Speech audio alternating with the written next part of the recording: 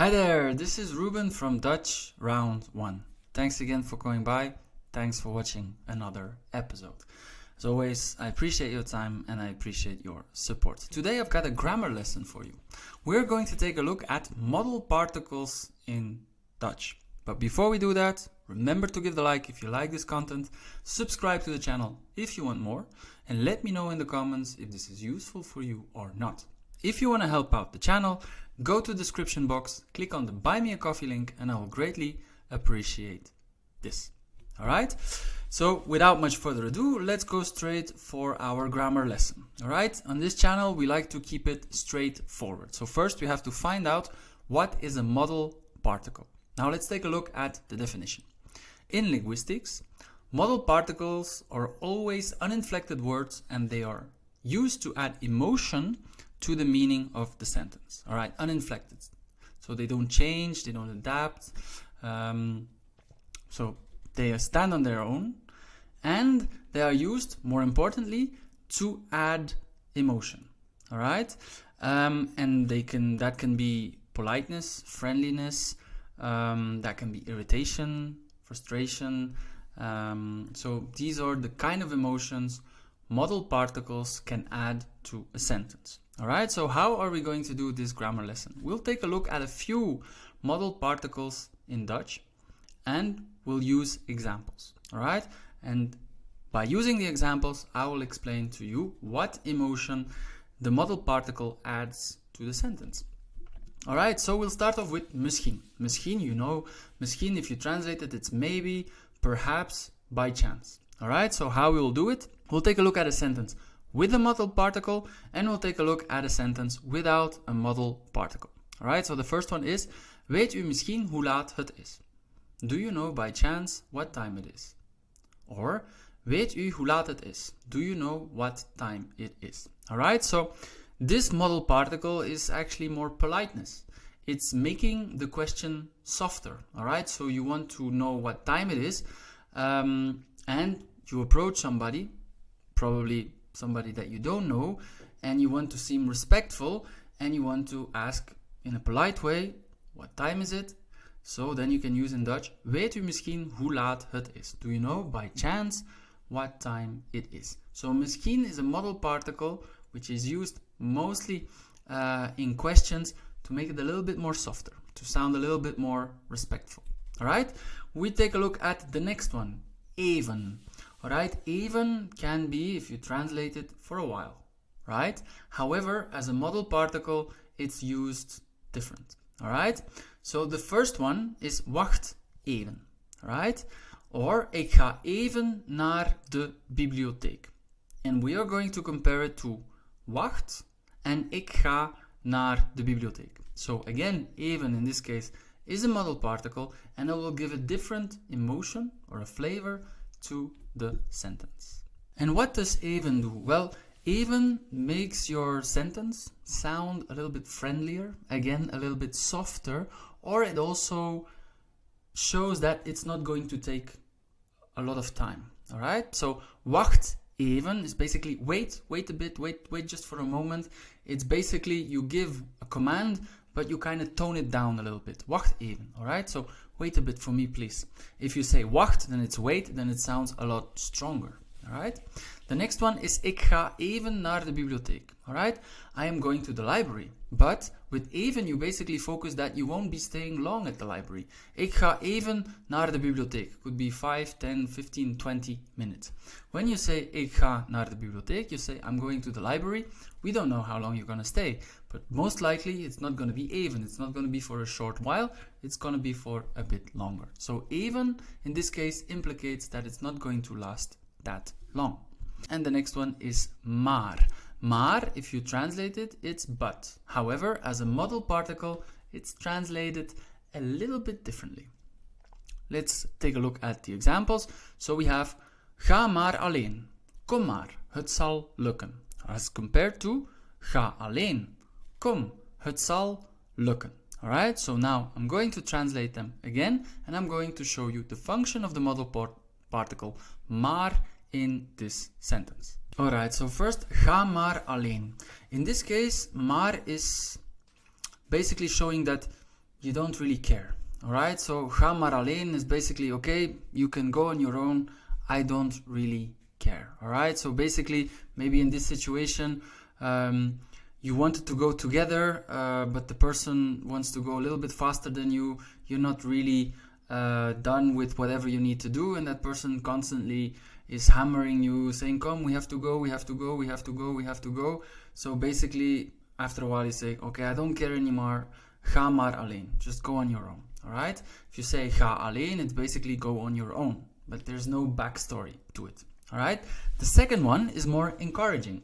Kom maar, het zal lukken. So basically, maybe somebody who's reluctant to come over, so come on over. We will succeed. It will succeed. So basically, when you say kom maar, it's basically you can do it. Come on over. I'm sure we'll be alright.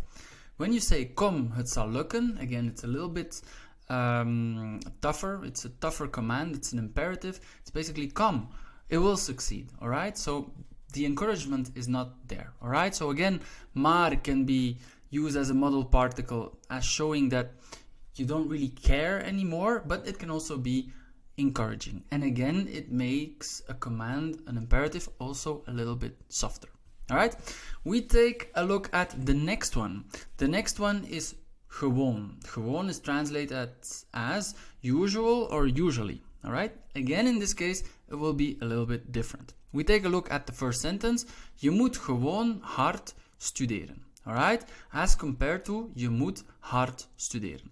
Now, what is the difference? Well, if you use gewoon, it's basically like the most normal thing in life. Je moet gewoon hard studeren. If you want to succeed in life, je moet gewoon hard studeren. It's basically you have to study hard. That's it. It's the most normal thing, most straightforward thing you can think about. And that is, in this case, the modal particle gewoon. That's what it's implying. Je moet gewoon hard studeren. When you say je moet hard studeren, is you have to study hard, you have to study a lot. So then it's basically more neutral. We're going to take a look at the next one. The next one is eens. Eens can be translated as once. Okay, we're going to take a look at some examples. Doe eens normaal. Hij kan niet eens voor zichzelf zorgen. Ga eens op bezoek bij je grootvader. As compared to doe normaal, hij kan niet voor zichzelf zorgen of ga op bezoek bij je grootvader. In this case, eens is exaggerating the imperative a little bit. Doe eens normaal. It's basically act normal for once. You know, in this case, you have a little bit of frustration also in the meaning. Doe eens normaal is basically, come on, act normal. Alright? When you say doe normaal, you basically say act normal. You give a command, you give an imperative, but it's more neutral. When you say doe eens normaal, it implies a little bit more frustration. Alright? The second one is hij kan niet eens voor zichzelf zorgen. Alright? The English translation is he can't even take care of himself. Whereas hij kan niet voor zichzelf zorgen is he can't take care of himself. More neutral. Okay? Hij kan niet eens voor zichzelf zorgen. Again, exaggerates, emphasizes the situation a bit more, and again implies a more personal opinion of that person, basically stating that the person is not even capable to take care of himself. Alright? And then ga eens op bezoek bij je grootvader. Of ga op bezoek bij je grootvader. Ga eens op bezoek is basically implying just go and visit your grandfather. I think it would be a good idea to do it in the near future. Alright? So basically it emphasizes your imperative. Ga op bezoek bij je grootvader is basically more general. Go and visit your grandfather. If it's tomorrow, if it's the next year, we don't know. But ga eens op bezoek bij je grootvader implies also that it has to be in the near future. Alright, we take a look at the next one. And the next one is soms. Translated as sometimes. Again, in this case, it will be different. Alright, the example is wil je soms iets eten? Compared to wil je iets eten. Alright, so wil je soms iets eten is different to wil je iets eten. Both of them, they mean do you want to eat anything, but why do you use the modal particle soms? Well, soms is used in yes or no questions. So what are these? Well, basically questions that only you can answer with yes or no. In this case, wil je soms iets eten?